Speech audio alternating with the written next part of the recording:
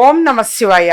ఇప్పుడు తెలియజేసే అంశము, వ్యాపారంలో అధిక లాభాలు గడించాలి అంటే జనరల్గా ఎన్నెన్నో పరిహారాలు అనేవి సహజంగా చేస్తూ ఉంటాం మనం. అందులో భాగంగానే ఇప్పుడు తెలియజేసేది, సహజంగా వ్యాపారం చేస్తున్నారు అంటేనే వాళ్ళు అధిక లాభాలు గడించడం కోసమే వ్యాపారం చేస్తారు. అలా మరి అధిక లాభాలు న్యాయబద్ధంగా చక్కగా రావాలి అని అంటే మీరు చేయాల్సింది, ఇప్పుడు వాళ్ళ జాతక పరంగా వాళ్ళు ఏ ఫేజింగ్లో కూర్చోవాలి అనేటువంటిది ముందుగానే తెలుసుకుంటారు సహజంగా. అలా ఇంతవరకు మేము చూడలేదు. మొదటి నుంచి అలవాటైపోయిందమ్మా. మేము 30 ఏళ్ల నుంచి ఈ బిజినెస్ అలవాటు, 40 ఏళ్ళ నుంచి అలవాటు, 20 ఏళ్ళ నుంచి అలవాటు, మా తాతగారులు అదే చేశారు, మా నాన్నగారు అదే, మేము అదే అనుకుంటారు అనుకోండి. మీరు ఇప్పుడు ఈస్ట్ ఫేసింగ్ చేసి కూర్చోండి.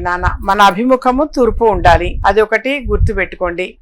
గుర్తుపెట్టుకొని అలాగే నైరుతి వైపు వెయిట్ బరువు ఉండాలి కాబట్టి మన కౌంటర్ అనేది నైరుతి వైపు ఉంచటము. ఇలా గల్లా పెట్ట అనేది ఇలా తీసేసి అందులో వేస్తుంటాము. అలా ఏంటంటే మరి అధిక లాభాలు గడించాలి అనంటే మీరు చేయాల్సింది, ఆ ప్రెమిసెస్ మొత్తంలో ఏ బిజినెస్ అయినా కావచ్చు ఏ టైప్ ఆఫ్ బిజినెస్ అయినా సరే, మనము మామూలుగా ఎవరైనా సరే ఆ షాపు అనేది ఆ షట్టర్ తీసిన తర్వాత ఓనర్స్ వాళ్ళు చిమ్మచ్చు, లేదా ఒక వర్కర్ని పెట్టుకోవచ్చు, మేడ్ని పెట్టచ్చు. ఏది ఏమైనా చిమ్మటం అనేది చేసిన తర్వాత కొద్దిగా ఆ నీళ్లతోటి మాప్ అనేది చేస్తుంటారు. ఆ మాపింగ్లో కొంచెం రాళ్ళ ఉప్పు వేయండి. నీళ్ళల్లో రాళ్ళ ఉప్పు అనేది వేసి మాప్ చేయమని చెప్పండి. ఎప్పుడన్నా ఒకసారైనా సరే అడపదడప. అలాగే కొద్దిగా నీళ్ళల్లో పసుపు వేసి ఉంచి అందులో పువ్వు వేసి చక్కగా మీరు పూజా ప్రాసెస్ అనేటువంటిది కూడా, ఏదైనా ఒక మంత్రము అనేటువంటిది వచ్చి ఉంటే ఆ మంత్రాన్ని 108 సార్లు జపించండి ఆ పువ్వుతోటి, ఆ నీళ్ళలో పసుపు వేసి పువ్వుతోటి ఇలా అంటూ ఒక మంత్రం ఏదైనా సరే మీకు ఆల్రెడీ వచ్చి ఉంటాయి. ఓం గం గణపతి నమః అని కావచ్చు, ఓం దుం దుర్గాయ నమః అని కావచ్చు, ఓం నమో నారాయణాయ అని కావచ్చు, ఓం నమ శివాయ, కానీ ఏదైనా ఒక మహామంత్రాన్ని 108 సార్లు జపించండి. ఆ తర్వాత పువ్వుతోటి ఆ పసుపు నీళ్లను ఇలా షాప్ మొత్తం కూడా సంప్రోక్షణ చేయండి. మొత్తం కూడా చల్లండి ఎందుకంటే అంతకు మునుపు మరి ఆ షాపుకి ఎవరెవరు వచ్చి ఉంటారో ఏమో మనకు తెలియదు కాబట్టి ఆ విధంగా చేయండి.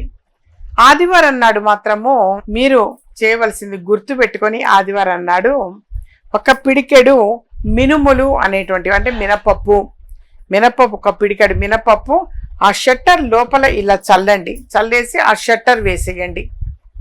మరుసటి రోజు సోమవారం ఉదయం మీరు షాప్ ఓపెన్ చేయడానికి వచ్చినప్పుడు అది మొత్తాన్ని కూడా చిమ్మి డస్ట్బిన్లో వేయండి. ఒక ఆదివారం అలా చేయండి. ఇంకొక ఆదివారం నాడు, అంటే ఆల్టర్నేట్గా మరొక వారం ఎప్పుడైనా సరే, ఒక వారము మీరు ఆ షట్టర్ క్లోజ్ చేసే ముందు ఎప్పుడైనా ఆదివారం కావచ్చు, లేదా శనివారం కావచ్చు, గురువారం కావచ్చు, అమావాస్య రోజు కావచ్చు, మీరు కొన్ని తెల్ల ఆవాలు అని ఉంటాయి ఆ తెల్ల ఆవాలు అనేవి కొద్దిగా పట్టుకొని చేతిలో పట్టుకొని మీ షట్టర్ మొత్తం కూడా, అంటే లోపలి భాగంలో నడిచే వైపు కొంచెం కొద్దిగా ఇలా చల్లండి. అంటే నెగిటివ్ ఉంటే పోతుంది, తెల్ల ఆవాలకి నెగిటివ్ పోతుంది అది చల్లేటప్పుడు కూడా ఏదైనా ఒక మంత్రాన్ని ఉచ్చరిస్తూ చదవండి. నరసింహస్వామి వారిది గనక మంత్రం చదివితే అత్యద్భుతం. ఉగ్రం వీరం మహావిష్ణుం జ్వలంతం సర్వతోముఖం నృసింహం భీషణం భద్రం మృత్యుం నమామ్యహం. ఈ మంత్రాన్ని గనక చదువుతూ మీరు ఆ తెల్ల ఆవాలు గనక షాప్ మొత్తం కూడా కొంచెం తీసుకొని ఇలా మొత్తం చల్లి షట్టర్ వేసేయండి. వేసి మరుసటి రోజు ఉదయం వెంటనే ఆ చీపిరి పెట్టేసి దాన్ని మొత్తాన్ని కూడా ఎత్తి డస్ట్బిన్లోనే వేసేయండి. ఎవరు తొక్కే చోటే వేయాలని ఏం లేదు, డస్ట్బిన్లో వేసేయండి వేసి చక్కగా పసుపు నీళ్ళు అనేటువంటిది మొత్తం కూడా సంప్రోక్షణ చేసేయండి. అయిపోతుంది. అక్కడికి ఏమవుతుంది అనంటే నెగటివ్ పోతుంది, దృష్టి దోషం పోతుంది. ఎవరి కళ్ళు ఎలా ఉంటాయో తెలియదు. అబ్బో ఈ షాపులో ఎప్పుడు జనం ఉంటూనే ఉంటారో అనుకోవచ్చు, లేదా అధిక లాభాలు గడిస్తున్నారు, ఇంత మునుపు కంటే ఇప్పుడు చాలా బాగున్నారు వీళ్ళు అనుకోవచ్చు. ఎవరు ఏమనుకుంటారో మనకు తెలియదు. కాబట్టి ఆ నెగటివ్ అనేది పోవాలి అని అంటే ఈ మాత్రం చిన్నవి చేయాలి రెమెడీస్. అలాగే ఆ కౌంటర్లో ఆకర్షణశీల అన్న ఒక వస్తువుని ఆఫీస్కి వచ్చి కలెక్ట్ చేసుకొని కౌంటర్లో వేయండి. దాని పేరే ఆకర్షణశీల.